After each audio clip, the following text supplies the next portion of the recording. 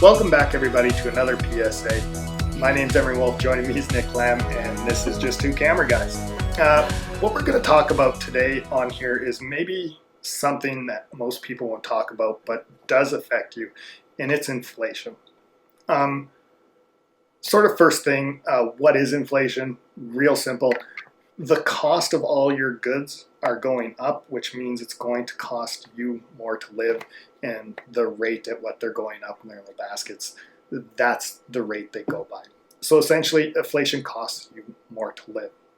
So what do you end up doing about this?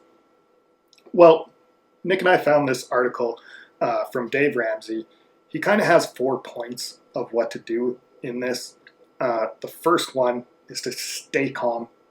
Don't panic. You don't need to be out there buying things. Have some patience. Buy the gear now before it goes up. Yeah, and just, you're going to have to weather this out. The second thing he has is budget, which we will touch on in more detail, I think, later. His third and fourth one, I think, are kind of the same. Save and invest. So obviously, if you can invest, you would invest as well. I've got 1 point about investment later I want to make too. So cost of goods. Let's start there, Nick. Basically, like what's happening, and we've seen it with Canon, all their RF glasses have gone up about $100. 10%, wasn't it? Yeah. About so that. when you see this happening, what's sort of your inclination? How do you deal with this scenario? So yeah, basically, my first instinct is to always just go, I gotta go buy the stuff right now because it's going up. It's going up. But you and I were kind of talking about it and doing a bunch of research on it. And it seems like the best strategy is to not panic. Like, don't think you need to buy it right now. Don't think you need to run out and get gear before it goes up. Because when you think about it, my old lens that I have on my camera, the price is actually, if all the other stuff goes up, I'll still be able to sell this one. It'll mean I'll be able to sell it for more. So I don't need to run out and buy all the stuff. If you needed to buy a new piece of gear right now, I think it would be the same strategy that we always have. Are you going to use it for 5 years? Yeah. If you need new gear, save for it. And use your savings for it instead. That's a better approach than trying to buy something now that you don't necessarily need because you're in fear of it going up. Honestly, this is like investment advice as well, right? Like that's clearly where this is coming from. It is, but if you want to stay working as somebody that makes videos or takes photos, I've seen it time and time again. If the people that take out loans on all their gear, it's hard to make it because you're having to constantly, you need to sell to pay the loan, and it's just not a great place to be in. Yeah, 100%. The next question, Nick, is, so now all your costs are going up. So what do? Do you start charging more for your services? Yes and no. If you can, do. If you can't, don't. But I wouldn't be in a panic to just instantly raise your prices. I'd make sure that your client knows and understands why you're raising it, if you are raising it, and that your prices will, you're not going to lose your client over that increase. Yeah, I think actually that's probably really key, is making sure your client knows. And I think it goes back to like those 4 key answers again from Ramsey, and one in particularly, budgeting. Yes. Basically, you need to work within the confines of your own budget. You know what you need to live. If you're not in the position where you can raise your price, maybe offering new services or different services to make up some different work in order for you to recuperate some of those costs. Or, you might have to actually drop your costs, which would be horrible. Or if you're in the best case scenario, you are in demand and you can actually raise your costs. And actually, I think like maybe some video people might be in that because everybody seems to want video right now. And I actually think photographers might be in that like weird, awkward spot. But I don't know for sure.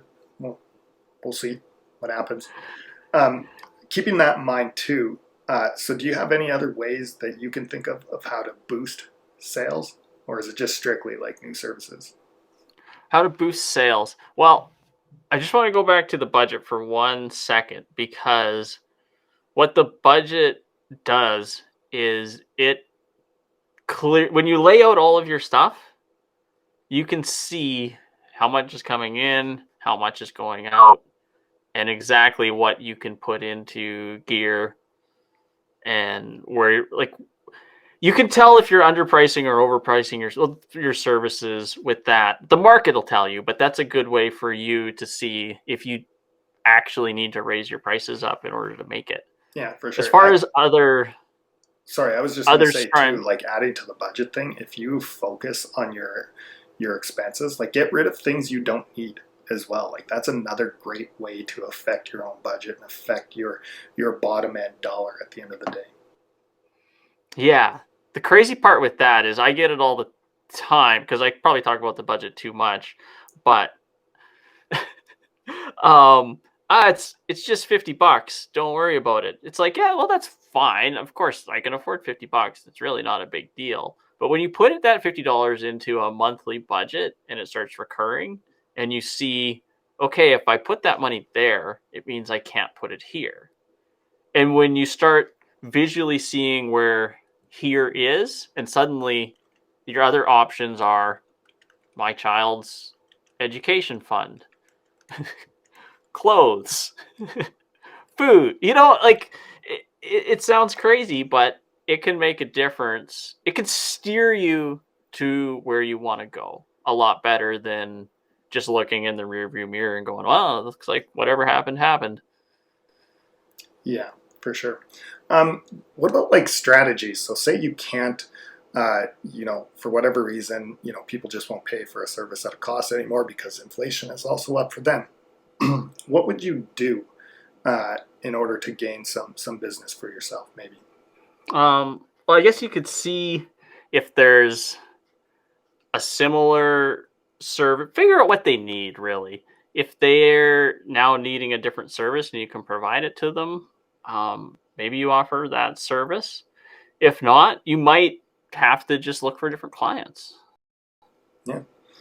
Another thing that I'm going to point to is again, if you're watching your budget, um, you can focus on what you're actually expending money on as well, and really focus on what you're spending money on. And if you can find ways that you can limit those and drop those down, maybe you don't even have to raise your prices. Maybe it'll just Yeah. make you more efficient rather than boosting sales and doing things like new services or other means to get more money. And Hmm. again, I think what's really going to help you with that is if you stay calm, you Yeah. budget, and you save Yeah. again, right? Yeah. That's true. Um, the last couple questions here, a little bit hypotheticals. How high is this inflation going to go at this point in time? Do you have any guesses, Nick? Well, you were just saying that it was the highest that it's been in what, 40 years? Yep. So it's hard to get. I'm not gonna sit here and be too worried about it and just kind of see what happens. But Yeah. Like the Bank of Canada and stuff, they're doing things to try and keep inflation in check. And if you looked at like a graph of inflation, it waves, it goes up and down. This is probably going to be a long haul thing like that we're going to have to deal with for some time, but it will eventually go back down. But prepare yourself, use a budget, and save where you can. The last question, Nick, bit of a hypothetical, bit of a fun one. Who wins and who loses during this time? basic, this is it's almost always the same answer though. It's whoever, with the rare exceptions where if something's happened again, it's whoever chooses to. If you decide that you're going to plan for it and start getting detailed and organized, it's really hard to lose. Yeah. And set yourself up. Like now is the time. If you haven't done it already, have some patience. Start with that. Start learning stuff, start going through your stuff, start allowing yourself to budget, start actually creating your budget and actually like hard write it out somewhere so that you know, start tracking it. And like I said, you know, you might not be 100% winner because you might not be able to hit, you know, savings, but hopefully that puts you in a position to get through all this. And if you're some of the lucky few who do actually go into savings and investment, you're laughing. Actually, one of the things I miss, Nick, too, talking about investments, now is a time to invest in yourself instead of gear. So again, that lens is still going to be $1,000. However, if you gain a new skill, maybe you can sell that into a new service, or, you know, that's just going to pay for you all those years you're saving for that new $1,000 lens. That's great advice. So yeah, following those 4 simple things, and I think you too can be a camera winner. Thanks for watching, everybody.